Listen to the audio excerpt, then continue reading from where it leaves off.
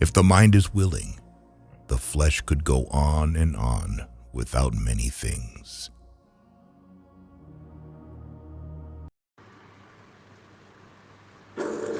Indonesia memang patut senang atas keberhasilannya mampu membuat drone elang hitam. Drone elang hitam merupakan hasil kerjasama Indonesia dan Turki. Turki kala itu meminjam terowongan angin Indonesia untuk membuat drone Anka, sedangkan negeri ini merancang elang hitam. Indonesia ditilik dari kebutuhannya memang memerlukan drone semacam elang hitam. Elang hitam merupakan solusi murah bagi Indonesia yang hendak melakukan pengawasan atau patroli di wilayah yang rawan akan tindak pelanggaran kedaulatan. Ternyata bukan cuma elang hitam saja drone yang diproduksi Indonesia. Ada puna, wulung yang sudah mendapat sertifikasi dari Indonesia Military Airworthiness Authority atau MEA pada 2016. Kemudian ada puna alap-alap PA06D100 yang sudah mendapat sertifikasi kelayak udaraan militer dari Badan Sarana Pertahanan Kementerian Pertahanan Indonesia. Sengaja membuat drone karena di masa depan perang udara bisa ditentukan oleh pesawat tanpa awak ini.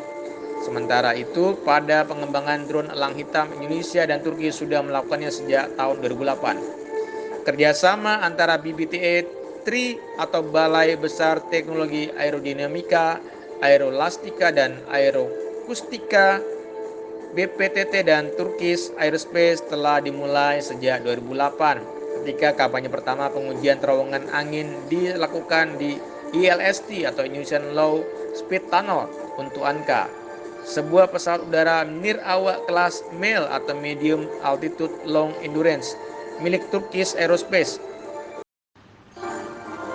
Kampanye pengujian terowongan angin pertama dilakukan terhadap model Anka dengan konfigurasi penuh atau full configuration dan model sayap 2D.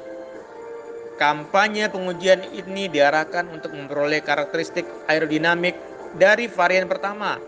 Kampanye pengujian dilakukan selama 8 bulan sejak Maret hingga November 2008, jelas BPTT Go ID pada 2008 silam.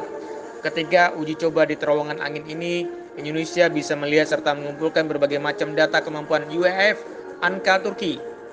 Data yang terkumpul sangat banyak selama pengujian ini memegang peranan yang sangat penting baik bagi pengembangan perangkat lunak untuk sistem kendali autopilot maupun untuk memverifikasi kinerja terbang sebelum terbang perdana, ungkapnya.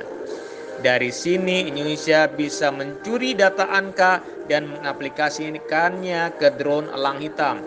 Kemudian pada April hingga Mei 2015 Turki meminjam lagi terowongan angin milik Indonesia.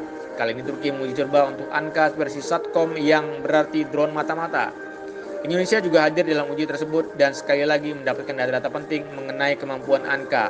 Kampanye pengujian kedua dilakukan di ILST pada April hingga Mei 2015 untuk varian lain Anka termasuk varian Satcom.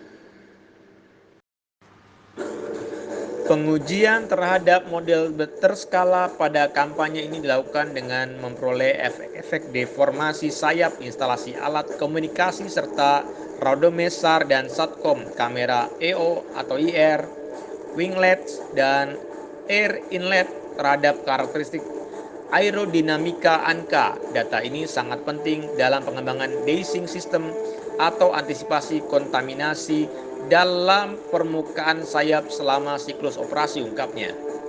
Baru pada uji coba kedua ini Turki langsung memproduksi Anka untuk kebutuhan militernya.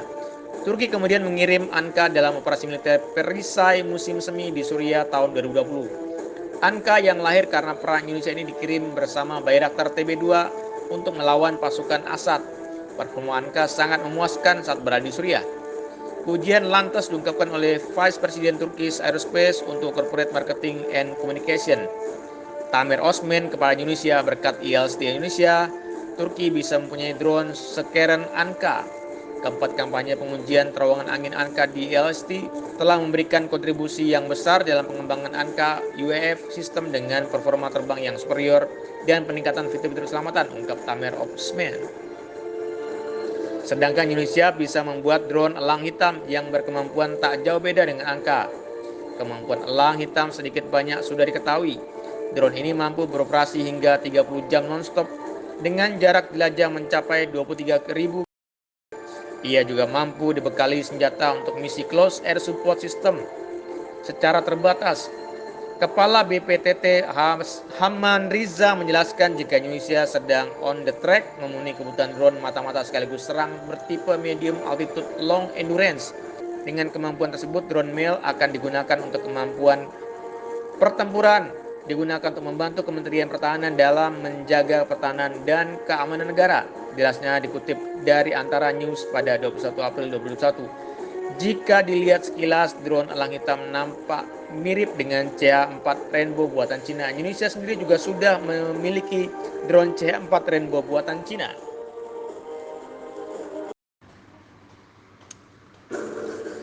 CH-4 merupakan drone kombatan milik Cina yang sudah terjual ke berbagai negara. Ada Aljazair, Irak, hingga Arab Saudi membelinya.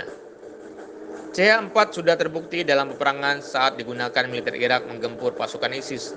Karena bentuknya yang mirip, inilah Malaysia malah menganggap elang hitam buatan Indonesia tiruan dari CH-4 Rainbow. Media Malaysia Defense Security Asia mengungkapkan jika Indonesia mengaku jika elang hitam merupakan drone buatannya. Walaupun memang faktanya demikian.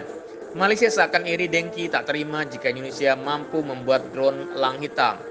Spesifikasi drone elang hitam disebut-sebut mirip dengan CH-4 buatan Cina. Namun Indonesia mengakuinya sebagai buatan lokal, papar Defense Security Asia pada 8 Juni 2022. Malaysia menganggap demikian karena mengira Indonesia bekerjasama dengan Cina dalam pembuatan drone, sehingga Indonesia sekiranya meniru CH-4 sebagai dasar pembuatan elang hitam yang mencontek sampai 90%. Indonesia juga menjadi incaran perusahaan Cina yang menawarkan transfer teknologi atau TOT yang menariknya sehingga kedua negara mampu memproduksi drone mereka sendiri hingga 90% adalah tiruan dari drone asli Cina, tudingnya. Padahal jelas-jelas elang hitam asli buatan Indonesia, di mana saat Anka Turki meminjam terowongan angin di Indonesia sama-sama mengembangkan drone.